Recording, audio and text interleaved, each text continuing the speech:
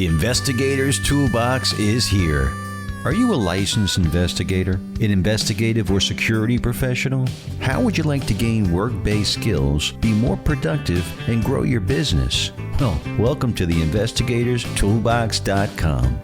Check out this industry-changing website that's pioneering into the future today. You can network with other investigators in our forums. You can take a webinar, check out a blog, or read an article to brush up on your skills. You can visit our vast resource catalog of research websites and bookmark them in your own private library. Everybody's talking about the Investigator's Toolbox. This really is the future of networking, learning, and resource management. Check this out. For a limited time, we're offering a legacy discount for new members. If you sign up early, we'll save you 25%. Take advantage of exclusive discounts from site partners like Crosstracks, DelfPoint, PI Magazine, Hetherington Group, Scope Now, Parabon, and so many more. Just visit the website investigators-toolbox.com and check out the demo video in the Who We Are section. Can you afford 41 cents a day? If the answer is yes, then don't delay. Join the community. investigatorstoolbox.com. These discounts won't last.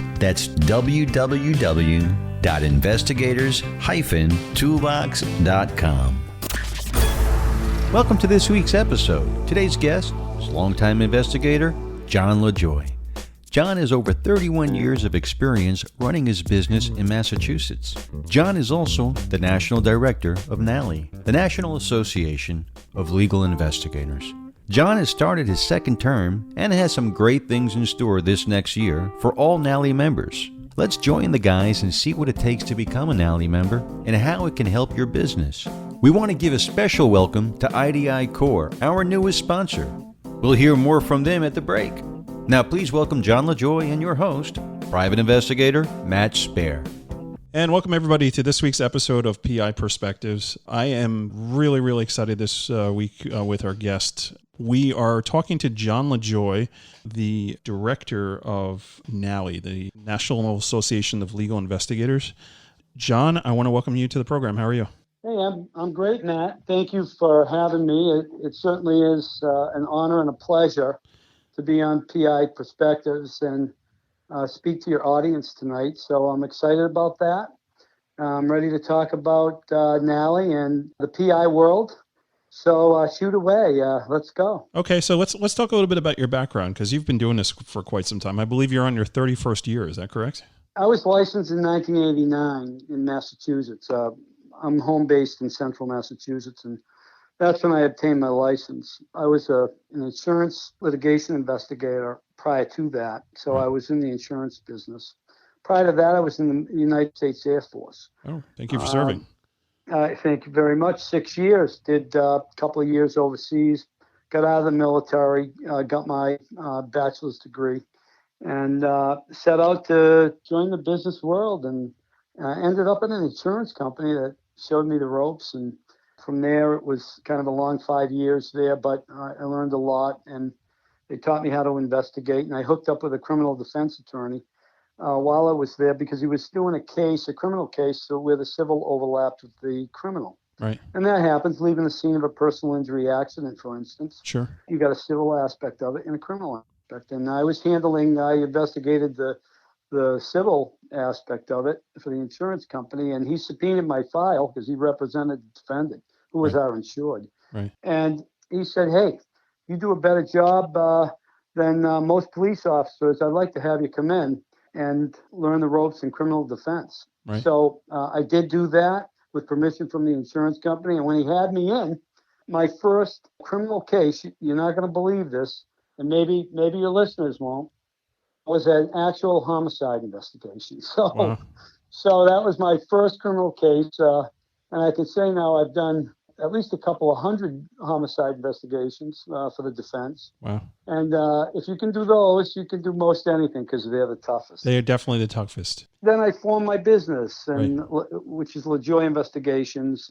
It's a legal investigation company, and just celebrated the 30-year anniversary. And during that time, I've become involved in associations.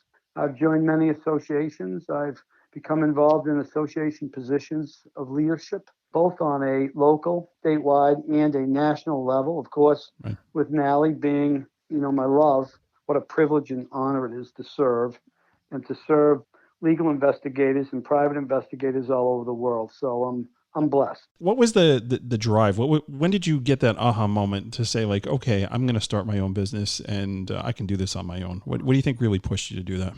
While I was working for the insurance company as a outside investigator, investigating claims and then complex claims and complex litigation claims and doing some underwriting and dealing with coverage issues and whatnot, I would assign out investigations to private investigators in Massachusetts. And I noticed that in the central part of the state, there was no real top-notch investigator or agencies. There were in Boston and there was one in Springfield. And I'm like, why am I hiring these Boston and Springfield investigators to come to the central part of the state? So there was a need. Right. So I recognized that need. I loved the investigative portion of being an insurance investigator and a litigation specialist.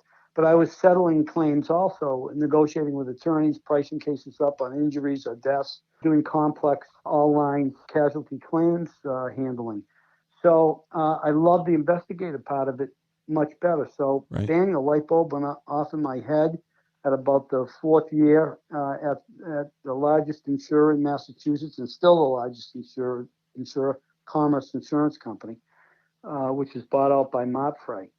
And they're currently a client now, and they're a great insurance company. And that's what I credit getting my training, Right. and also putting in my mind that I could do this. Well, I majored in history and political science and philosophy in college, and that didn't give me much business experience. So if I'm going to go out on my own, what am I Right. going to do? Right. Right? I mean, so I had to figure that out. So what I did was I already had my bachelor's degree, and I didn't feel that going back to a college would do it. So, those nightlife classes where you can take, like 3-month, once a week, 3-hour a session classes. Right. And I did that, how to start your own small business. Okay. And I had a sweetheart of a teacher who I still keep in touch with, who told me when I went in for my first class, I didn't have a pen on me or a pencil.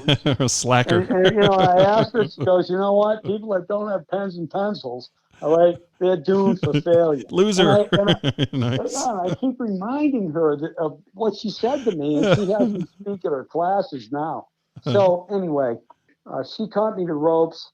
I did a business plan. I went to a bank. I convinced them to loan me $11,000 of an unsecured loan. I took my ESOP from the insurance company. I had about $25,000. I had a wife, a 2-year-old. My wife was pregnant with my second child, and I said, I'm going to leave this secure job, and I'm going to take the risk and start my own small business because I know that I can do this. Nice. I know it. Nice. And I had great help with finances and numbers from CPA. We worked the business plan up, wrote it up, and he did the numbers, walked into the bank. I got the unsecured loan. Don't ask me how. Yeah. I had to sell myself and convince myself. I had the same experience, man. It's no small task, definitely. And especially to a banker. Yeah. I mean, so what do you really do? And you know how I related to that was skip trace on debtors. So, that's one aspect of private investigation, Sure. where you can harness some business. So, and I made him understand it, and then he finally popped the big question. He says, well, you know what? You're not willing to put anything behind it. You're not willing to back it up with, I had a house, with a lien on your house, or, give us some collateral on your house. Right. I said, what are you talking about? I said, I'm not going to put another mortgage on my house. I'm not going to do that. But you're telling me, what am I giving up? I'm giving up a job that pays great money, that's supporting my wife and kids and paying the mortgage. I'm going from that to zero. Right. I'm putting up my life savings. I'm putting my children's health and welfare on the line. Right. That's what I'm giving up. It's a big risk, but I'm going to succeed. And I had some clients lined up, and I did my homework. I did my research. I did the right things. I made the right moves. and a big move that I made, which when the business was successful after a couple of 3 years, the internet was becoming a big deal. Right. And there was such a thing called websites, and nobody ever knew what's a website. Oh wow, I mean, they're out there, but it wasn't on the tip of your tongue all the time like it is today. Sure, I remember. Yep. So I went out and I said, you know what, I need a website, and I was trying to pick a domain name, and I said, I gotta pick the cream of the crop. I gotta pick something like, if you're a jeweler, you want jewelry.com. Well, I'm a PI. Let's take a look. And it so happened that privateinvestigator.com was available from Network Solutions. Oh, wow. So obviously, I was smart enough to, there's some luck involved in that too. Sure, absolutely. It was available. I scoffed it up, and I have turned it into a big, big moneymaker. So my website is privateinvestigator.com. So if your listeners go to that website, you can go to that website, and it's a pretty big website, and you can look and see, and you can gain some knowledge and experience just from what's written in the website. And there's not one word of it that's embellished. And it's helped my business tremendously, I'm sure. financially. Yeah, I'm sure. That's fantastic. And I've been offered some good money on it too. I bet you have. I really bet you have. That's awesome, man. Yeah, you got to think that your background in insurance, just your experience, is something that was very attractive when now you're hanging up your shingle, because you know what to look for, right? So you have that target audience, the insurance industry, saying, I used to do what you do. I understand what you're looking for. Let me service the account. That's got to be something that is very very pleasing. Something that makes you very attractive to an insurance carrier. I can and I completely agree, and I can give you a great example. I think about 65 to 70% of our profession, our industry, private investigation, comprised of ex-law enforcement. Right. Yep. And you know what? They do a great job. I respect law enforcement. I respect the law enforcement officers that retire and then become private investigators, and then realize how difficult it is to get information without a badge versus with a badge. No magic, ease of getting information, right? no magic key. No magic button to hit to get that subpoena, right? And the point is, though, to get insurance company work, you need to know how to read an insurance policy. Sure. Whether you're talking about an auto policy versus a BOP policy, which is a business owner's policy, or a garage policy, which services auto dealerships and service auto body shops and whatnot, a homeowner's policy, a commercial liability policy, a general liability policy, a non-owned hired policy, all the different lines of casualty insurance policies that insure folks from a loss, that if there is such a loss, that you will be equipped to investigate. So yes, that's where you have it over the ex-law enforcement who has no knowledge of how to read a policy, to apply the facts of a loss to the terms of the policy, to determine whether or not there's coverage or not. Because insurance companies, believe it or not, give coverage investigations. Intentional acts versus non-intentional acts. Yeah, of course. It's formulas, man. It's all formulas. Yep. And whatnot. And the bottom line, all right, is if you know that, you have one step up when you're marketing or walking into an insurance company to ask them for your business. And if you have the buzzwords, the PIP, the Part 5, bodily injury, others, what it covers and what it doesn't. Like, what is limited collision coverage? What is comprehensive? What is personal injury protection? Yep. If you know all that and you know those buzzwords, when you're in there talking with them, that's a much easier sell. Absolutely. Much easier. So I was trained by a wonderful group of folks at an insurance company, but that's only one aspect in one genre of private investigation. There's the criminal investigation. There's civil and criminal. Insurance comes under civil. Right. Criminal investigation, and it could come under criminal too, depending if there's fraud. Right. So when we handle SIU fraud investigations at my agency as well. But I'm a death investigator. That's my specialty. Right. I specialize in death investigations on both the civil and the criminal side.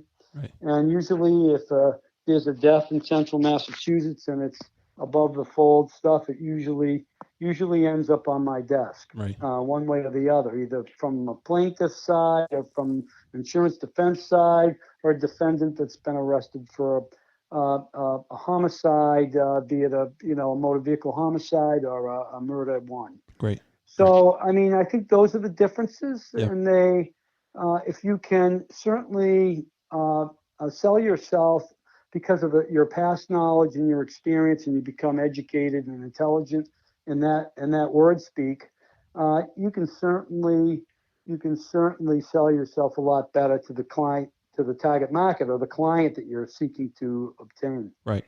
Right. Okay. So we're going to jump out real quick and just take a quick break. And when we come back, I would really like to start jumping into NALI and really expose people to what NALI is and the benefits and what they can do. Sit tight. We'll be right back. And we're just going to get a word in from our sponsors. Thanks for tuning into the program this week. I want to talk to you a little bit about Crosstracks. Crosstracks is a big time supporter of the show. They've been on board very early on, and I'm very appreciative for the support they've given. So here's a funny story. I was not a Crosstracks user when we started having discussions about them coming on as a sponsor. So I decided to check them out, and I was using Dropbox and kind of doing my own thing, and I have a good sized business. We have quite a few law firms we service in New York, and I was like, I don't need this case management stuff. Man, was I mistaken. As soon as I checked this system out and I started really uploading everything and using it on a regular basis, man, it has really increased my productivity. My clients are super stoked that I'm using it because it allows them to actually stay on top of their cases and get regular updates without having to shoot emails or make phone calls. They know exactly what's going on their case, which is something that's absolutely phenomenal. The pricing on it's really reasonable too, and you can build it into your pricing, as like an administrative charge. Tack on a couple bucks to each assignment. Your clients are not going to complain. They're going to understand. They're going to be happy because you're using a management system that allows them to have access to their files. It's worth it. I mean, I've not had one client call me to complain about a minimal administration charge that I've now tacked on to my invoices. So definitely check them out. Consider it. It's crosstracks.co. You'll see the information in the show notes. So if you're not using a case management system, check it out. If you are using a case management system and you don't like what you're doing, or you used to use Crosstracks and you want to come back, give them a call, contact them, tell them you're supporting the show and you want to know a little bit more about what they're offering. So thank you everyone again for tuning in, and please support our sponsors. It really means a lot. The next issue of PI Magazine is hot off the presses. Make sure you visit PIMagazine.com for all the details. Check out Matt's column on Podcasting 101 and PI Perspectives. Gain greater insight into people, assets, businesses, and their interrelationships with IDI's next-generation investigative platform, IDI Core. Through a massive data repository, advanced data fusion technology, and more intuitive UI, IDI Core uncovers the relevance of disparate data points, providing actionable intelligence to support your investigations. Register for a free trial at ididata.com/PI Perspectives or call them at 844-778-1740. Check out the PI Institute of Education at piinstitute.com. Since 1989, Kelly Riddle has been teaching on subjects such as surveillance, nursing home investigations, insurance fraud, domestic investigations, hidden assets, and accident scene investigations. PI Institute of Education is a featured learning partner in the investigatorstoolbox.com. Check out the free content on the site, then visit the Institute for more great savings on additional classes. And welcome everybody. We are back here on PI Perspectives. Our guest this week is John Lajoie from Lajoie Investigations up in Massachusetts. And John is here today to talk to us about NALI. So John, welcome back to the program. Thank you, Matt, and all your listeners who haven't turned off the podcast yet because I'm on it. But thanks for that. Anyway, I can talk about NALI. NALI is a wonderful organization. It stands for National Association of Legal Investigators, and that's a select group of folks. Right. And I'm honored to be the president and the CEO of the organization. So, the buck stops here, so to speak. Right. But NALI is not run without a team of folks, and you need to put together a team of folks. And we have a great executive director in Julian Bale. That's Bale Shirey. I mean, she is. Let me tell you, she is as good as they get. Right. So she's been great to work with. Also, the executive council of NALI, which is its board of directors, and NALI is divided in the United States by 7 regions. Each region in different parts of the country is, anywhere from 5 to 13 states in each region, and or more. Maybe there's 14 in another. And then we have an international region as well, but that wasn't the original part of NALI. The 7 regions were, and all the members in each region, they elect a regional director. Those 7 regional directors, plus our international regional director, sit on our executive council.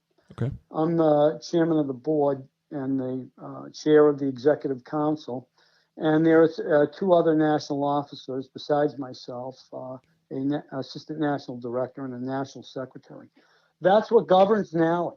Right. In the country and beyond in our international country. So talk to me a little bit about like the purpose of NALI. What I know you have the certified legal investigator, right? That's a big aspect of it. Yeah, that's a program that we have, but right. The mission, what's the mission? NALI is 53 years old. NALI was formed in 1967. It's the oldest association in the country for legal investigators. In fact, I believe it's probably the oldest continuous association, perhaps in the world, for legal investigators. In fact, I know it is, and it may even be the oldest continuous association without breaking up or renaming right. in the United States. The purpose of NALI is really to endorse and promote and to also safeguard the highest professional ethics of the legal investigative profession, also to explore and cultivate and advance those arts and sciences and ethics. It also, the second part is NALI seeks and establishes and promotes a national association and an international region which will organize and serve and educate members that will enforce canons of ethics and establish the highest standard for the practice of legal investigation. And what is legal investigation? What is there a difference between private investigation and legal investigation? There is. It's not much of a difference. Right. The criteria is for membership in NALI is that the investigator has to perform litigation support investigative services for those attorneys who are in the private practice of law and or public defender's offices, state, federal defender's offices. So the bottom line is, if you're a surveillance investigator just doing domestics, you're likely not going to get into NALI unless you're doing it for a lawyer, all right, who's presenting it in a court of law. You right. follow me? Yep. So also, our vetting process is the toughest vetting process for membership in the business. We assure that you are, in fact, a legal investigator rather than just a computer forensics investigator that never goes into court. Right. That person's not going to qualify. All right. And I think, the vetting process of NALI is incredible. In fact, that's what draws attorneys to us, because the vetting process is comprehensive. Right. It mandates a detailed investigation that is accomplished by the regional director of the applicant's region. So somebody from Region 2, you're from Region 1, you're a new NALI member, you came on board in my first year as national director. I did. And by the way, I was reelected in June, so I'm pleased and honored for that privilege. Well, congratulations. Yeah, thank you. And you came on board and you went through the process. I did, yeah. So I can talk on that actually. So I'll take a minute and just say how impressed I was. It wasn't just, submitting references, getting letters from clients, which I had to do, but you guys actually called them, interviewed them to make sure it was legit, which I thought was pretty cool, right? The vetting process is real, Listen, well, that's one aspect of the vetting process. I mean, the vetting process is a 6-page online application that asks you you remember. Yep. So it takes some time to fill it out. Yeah. And, it asks every question under the sun. Yeah. Because we want to make sure that we're getting the best of the best. Yeah. And then after the application comes in, it mandates a detailed investigation, but that's accomplished first by the regional director of the applicant's region. So that person checks you out. And it may be just a background investigation. If you're licensed in multiple states in that region, it'll include that and whatnot. Then after that's complete, or during it, a personal interview is conducted, and sometimes more than once with the applicant, along with the requirement of specific and detailed letters of recommendation from hiring attorneys. Very true. And or employers. So we want that. We used to require 3. We changed our bylaws to require 2, because what's the difference between 2 and you're going to know? All right. So we also wanted to make it a little bit less, burdensome on attorneys. I got to be honest, man. It's a little uncomfortable asking a client of yours, like, hey, do you mind doing this? I mean, and just thinking, to me, I got over 100 law firms I work with. So and we might even call to verify the applicant's investigative acumen and experience. Oh, you did? Lawyer. No, you did. That I can tell you. You absolutely did. Yeah. So, then a detailed. I appreciate that. Yeah. And then after that, Matt, a detailed civil and criminal background national is accomplished. We pay for that. Yeah, that's great. So it's a check and balance on the regional director's investigation. And also it takes some time. So I'd say the application process we're now processing, it used to take months. Now it's taking a couple of 3 weeks to 4 weeks. All right. Because of some of the initiatives that have happened in NALI under my leadership. So, and then the regional director has to approve it. Then it comes to me and I look at the whole thing. Right. And then I finally give the final approval. And then obviously the welcome letter comes. And that's when you were ecstatic, when you saw my signature on that letter. So I was happy to let you in because, Matt, you're a very competent investigator. You vetted me, so yes. And you've proven yourself, Thank you, you're doing good things. So I'm trying, man. I'm trying. What prepared me most for leading NALI, because NALI has 350 or so voting members. We've got associate members. We've got some retired active members, although they're retired. There's 150 or 140 of them. We've got almost 500 people active in NALI, one way or the other. Right. All right. And one of the biggest missions of NALI is the people itself. So the third mission that we're talking about is we're a professional association that wants to be inclusive. We want to be diverse. Yep. We want to foster mutual trust and goodwill, and we want to establish friendship amongst ourselves so that NALI members know NALI members, so that if you want to call John Lajoie in Worcester, Massachusetts, because he specializes in a certain type of death investigation that happened it was some self-defense involved, and Lajoie specializes in self-defense, and your guy was from New York, and he was up here, and he got in a little fight, and he's defending himself. Those Yankee fans. You got to watch out for those Yankee fans. That's right, a Red Sox fan. He tried to beat a Red Sox fan. He really just wanted to push him. Hey, let's not take sides here, okay? He pushed him too hard, and he hit his head on the corner of a bar, and he died. Right. Well, you're going to get arrested for manslaughter, bare minimum.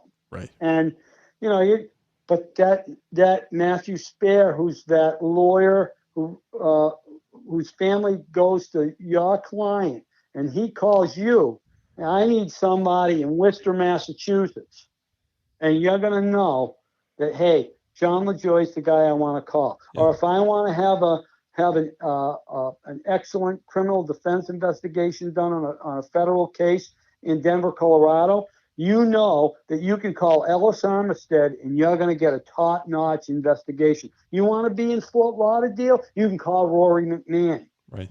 And also, one of the biggest missions, or perhaps the biggest mission, is the education, the standard. What is best practice? How do we do this? How do we accomplish it? Well, we hold seminars and we bring in the most world-renowned experts in their field and in genres of investigation to teach everything from photography, DUI investigation, all the way up to railroad crossing investigations, railroad accidents, Jones Act maritime cases, airplane crashes, all the way to the simple auto accident.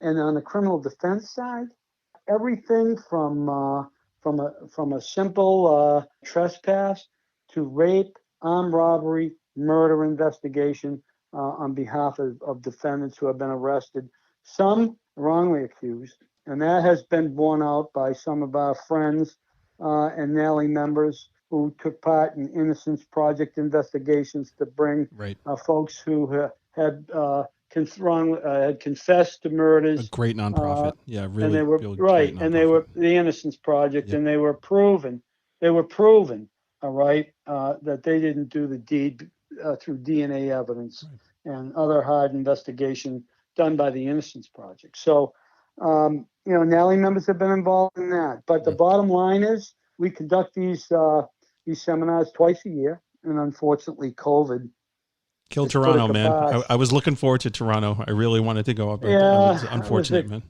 It was, that was the first in NALI's 53-year history. Yeah. That we had to cancel an annual conference, and we did it via Zoom, our annual meeting, no conference.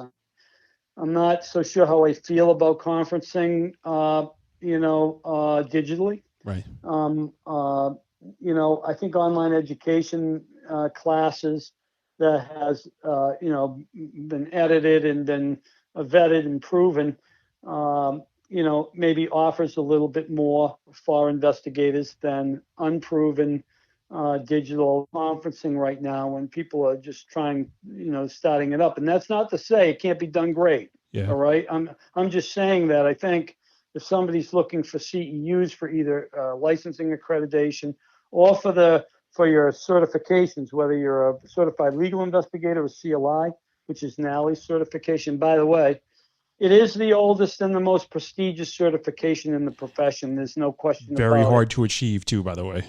And it is. And I don't think you'll get anybody, even other folks that certify other associations, to disagree with me on that. They may fight the good fight and debate the good argument with me. Yeah. But the CLI, there's only 64 of them in the world. Yeah. There used to be over 90, and folks have retired and whatnot. And we're looking to get younger folks into NALI. And that's one of more diversity into NALI. Sure. Younger folks of all creeds and colors, women into the investigative field. Sure. Because I can tell you, there are some fantastic women investigators. Down about by you, there's Diane Cowan, there's Kitty Haley. Kitty's awesome. Yeah. Fantastic. Kitty. Oh my God. Has she been on the podcast yet? Not yet. I had, Kitty and I had a conversation in New Jersey. I'd actually gone to the New Jersey Association to present, and she drove all the way up from Pennsylvania to check me out, which I was honored that she would actually make the trip to go watch me speak. But we had a chat. Kitty is one of my closest NALI friends. She's great. Yeah. She's one of my NALI sisters. Yeah. I love her dearly. Yep. She stayed in my house. I've been to her house. People like that in NALI all over the country. Yeah, you want to talk about ethics? Yeah, I mean, that's Kitty's the go-to on that stuff. She really, ethics. She's the guru for ethics. Yeah. And when I was what really prepared me though to become the leader of probably the most prestigious investigative association in the world, at least for legal investigators. I don't want to insult anybody. I'm a member of NCISS, IntelNet, and whatnot. Yeah. But each of those associations, we all have a different mission. Yeah, everybody serves a purpose. You're absolutely right. That's a Correct. good point to make. The purposes are different and whatnot. So And NALI's really concerned about elevating the standards of practice Sure. and ethics, and establishing and fostering mutual trust and goodwill amongst each other so that we can depend upon each other, we can call upon each other, we can put together a team of investigators if necessary Sure. to solve even the most complex cases. Well, you know, now and that help people. you're saying that, let's talk about there was one case that briefly, let's get into it, where you tapped into your NALI resources to solve the unsolvable question here. So tell me a little bit about that case. Well, I had a client that had some money. He was from Ohio, and he was seeking an investigator to find his brother, who had deserted from the United States Marines in 1969. Now, mind you, this is like 2003 or 4 or 5, or right in that area. Right. And so he hadn't seen him in, 30 some odd years. And he was his only sibling. Parents had died. So he sought out an investigator. God knows how he found me. I think it was through privateinvestigator.com. Hey, no plugs, man. Exactly. Hey, there you go. But I also want to plug NALI for those of your listeners. Before I forget to do this, we're gonna have it in the show notes. But yeah, go ahead. All right. It's www.nali.com. Sure. And we want you to be a member of NALI. Yes. If you qualify as a legal investigator, we're going to welcome you with open arms. Absolutely. And we're looking for people like you, people like your listeners. So please go explore. NALI may not be for you, but if it is, we want you. It's a great association. So we need you. Yep. So anyway, he came to my office. He called me. He flew in. He told me what it was about. I says, yep, he says, I'm willing to fly out, talk to you. Well, anyway, after hearing the whole story, I took the case. Long story short, 9 months later, 9 months, and there were ebbs and flows to the investigation, and there were lulls. Right. 9 months later, I found his brother in a federal prison in Atlanta under a different name, date of birth, and social security number. This guy had changed his name. He had gone from Okinawa to stateside to Canada to Mexico to different. He may have even been in South America. Wow. Back to the States, back to this state, back to that state. In 30 years you're trying to put together something. You got to know what the guy did for 30 years. You got to go backwards before you can go forward, so to speak. So, I did just that, and he made a mistake. Well, I knew he had changed his name a number of times. I knew he had used a lot of social security numbers. All right. I didn't have the exact names. All right. But, okay, he had never used his real social security number to do any debt, anything, buy anything, credit anything, get a loan with anything. And that our proprietary databases that we have access to after we're fully vetted can provide big-time leads on that stuff. Sure. But only if somebody uses their real name, Absolutely, their date of birth, and their social. So anyway, he made a mistake. He was using variations of his social security number 10 different times over the 30 years. And he made a mistake. He used his real social security number to purchase a cell phone in and around near the Fort Lauderdale area. And it was about 4.5 months. I kept running databases.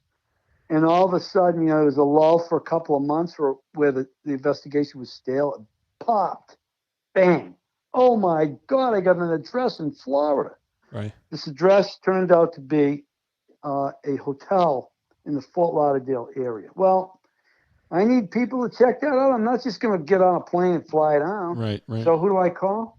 Kerry Farney, certified legal investigator from Orlando, and Rory McMahon, certified legal investigator from Fort Lauderdale. Right. Rory's one of my closest friends. Oh, Rory's awesome. I've seen him speak. Haven't talked to Kerry in a long time, but he's a good friend. Yeah. And put them two together and said, "Hey, we got to solve this." We went over everything. I even had this guy's photograph aged by an expert at the Center for Missing and Exploited Children in Atlanta. Wow. I start out in Atlanta and I end up in Atlanta. That's amazing. So amazing. Anyway, we, we went, put it together. We found out who the owner was of the hotel. It was somebody that had recently bought the hotel, an Indian guy. You know, it was kind of like a skank hotel, but, you know, close to the beach. All right. And Rory went there and he says, the guy just bought the hotel. He doesn't know anything, blah, blah, blah. I said, okay, I'm going to get the age photos. I'm going to fly down there myself. I found out the store where he purchased the phone at, all right, before I went down there. So I knew where he had purchased the phone because I had somebody, the source, get the inquiry on that. So I knew the provider, and the provider told me the store that the phone was sold at. I fly down, I meet McMahon, I meet Farney.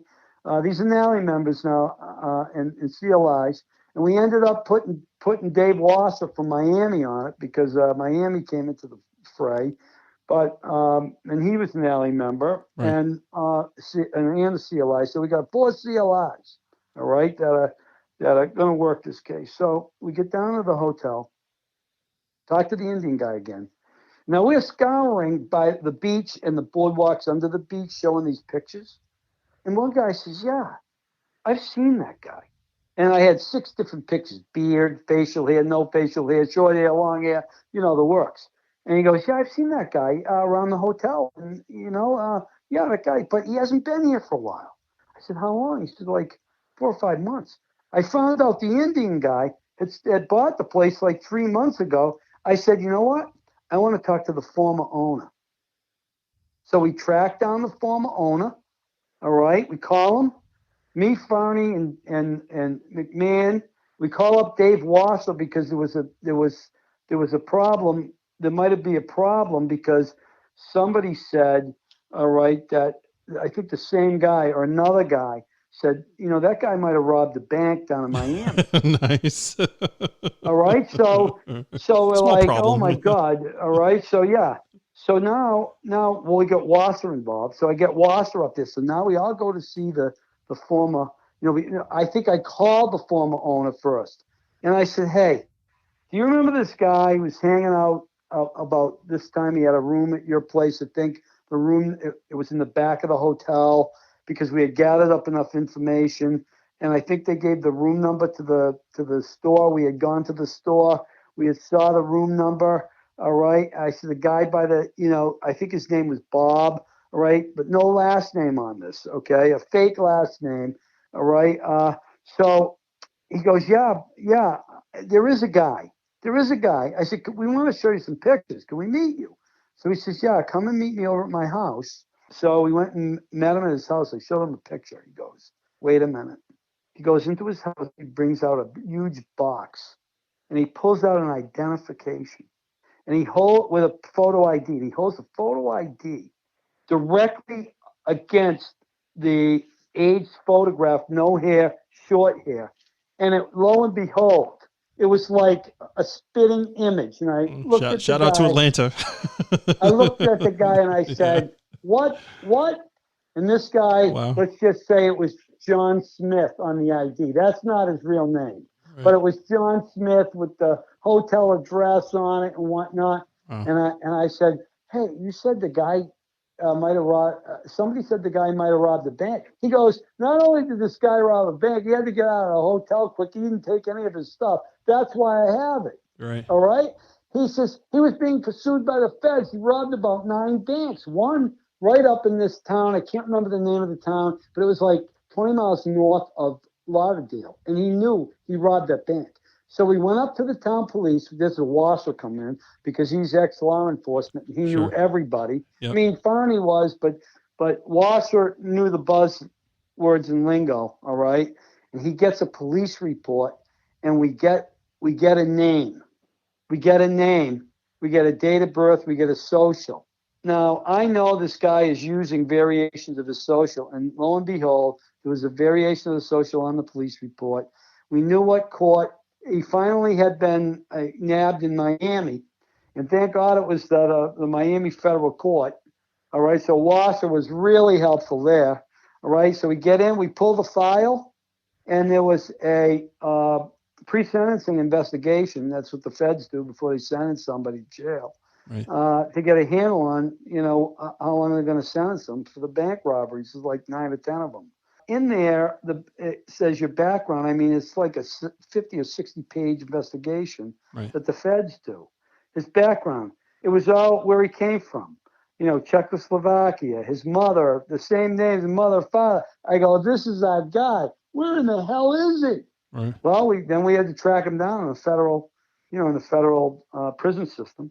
And lo and behold, he was in Atlanta. So right where I started. Right back to Atlanta. I can tell you it would take another podcast, but getting in to see him, because he's in under the name that he was at the hotel in. Yeah, Okay? Sure. All right. And the feds didn't even know who they had. Right. They didn't cross-reference the fingerprints of the military. Then they would have found out who he really was and that he was deserted.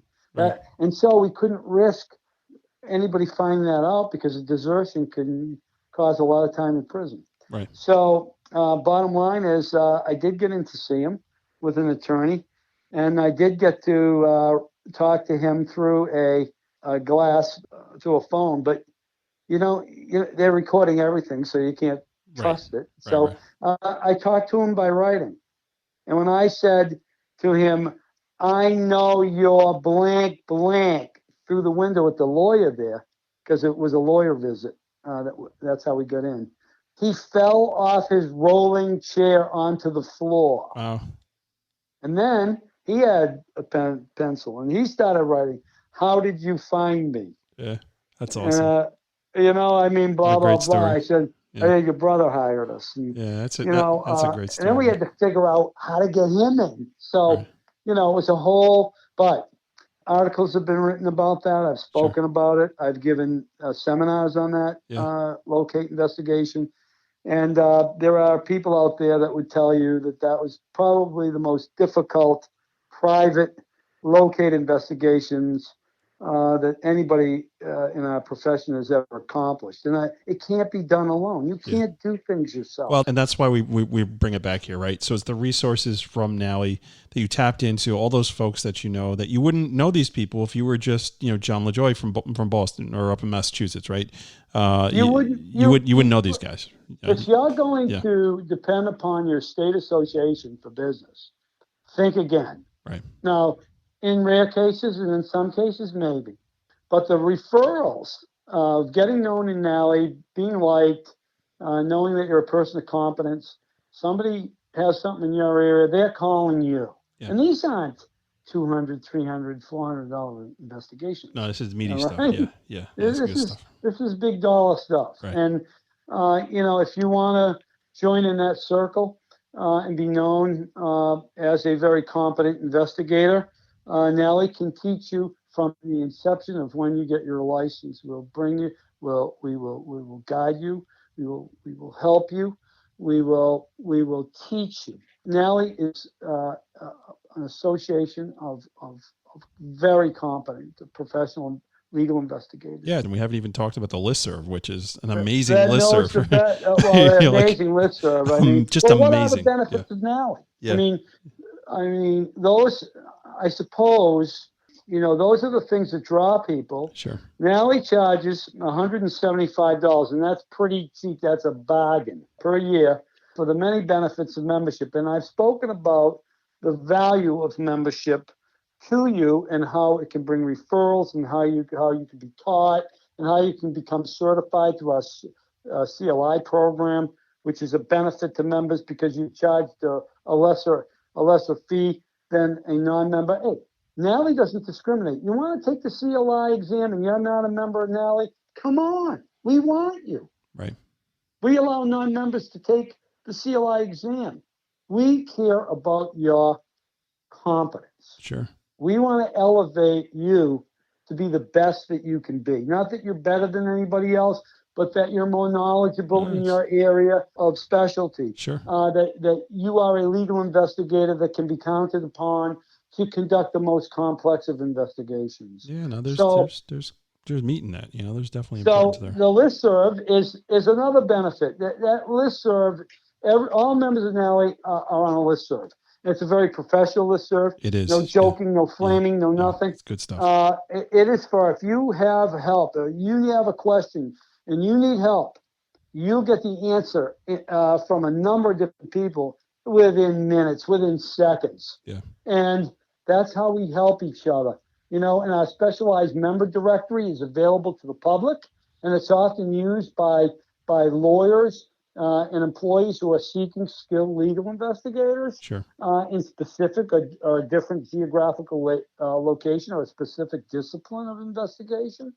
So if you need a legal investigator halfway across the country or across the world, you go to the membership directory and voila, Yep. you can find a legal investigator who specializes in that specific discipline that can help you. Yeah. I think that's really the bigger benefits. Definitely all there. And I can say from my own personal experience, quote unquote, joining the club in November or December, whenever I got that letter, I've already tapped into the resources. I've already used people from NALI to get the job done, right? You helped me on a case, a death case I had in New York City. And you nailed it. You nailed it. I mean, when we ran a DMV involved a motor vehicle death, you're like, something's up with this guy's insurance. It's it's kooky. How it's going. Did I charge you? I don't even. If you did, it was very minimal. I mean, well, that's the way NALI members treat other NALI members. Yeah, it's true. It's true. Yep. And in state association, there's a little bit less of politics, although NALI has had its ebbs and flows. Another discussion for another day. Right, but I have been a 2-time president of the Licensed Private Detectives Association of Massachusetts, which trained me well. Yeah. All right, to become the leader of NALI. Yeah, and I've also been the CLI chairperson. I was a 4-year stint there. I served 6 different terms as Region 1 director, which is the 13 original colony states, your region.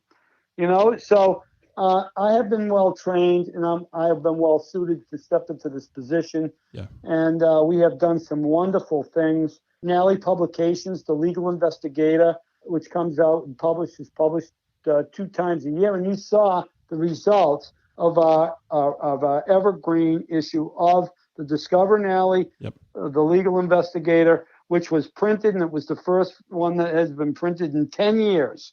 And that's an evergreen issue that is given to attorneys, because what we want to do, given to our members, and it's also given to attorneys, sent to other investigators, because we want you as members, we want to bring attorneys to your doorstep to give you business, and we want name recognition, and we want to increase that name recognition, and that's what the Discover NALI program is all about.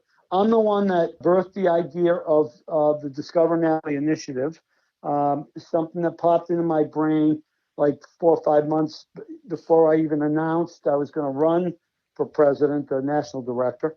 And Discover NALI is really my vision. It's a vision. It's an initiative to bring, it's a great initiative. The name recognition, value, unity, diversity, inclusivity, increased membership, enhanced benefits, and attorney awareness. No, it's all good to stuff. NALI. Yeah, it's all good and stuff. And that way, they're going to call you. Yeah.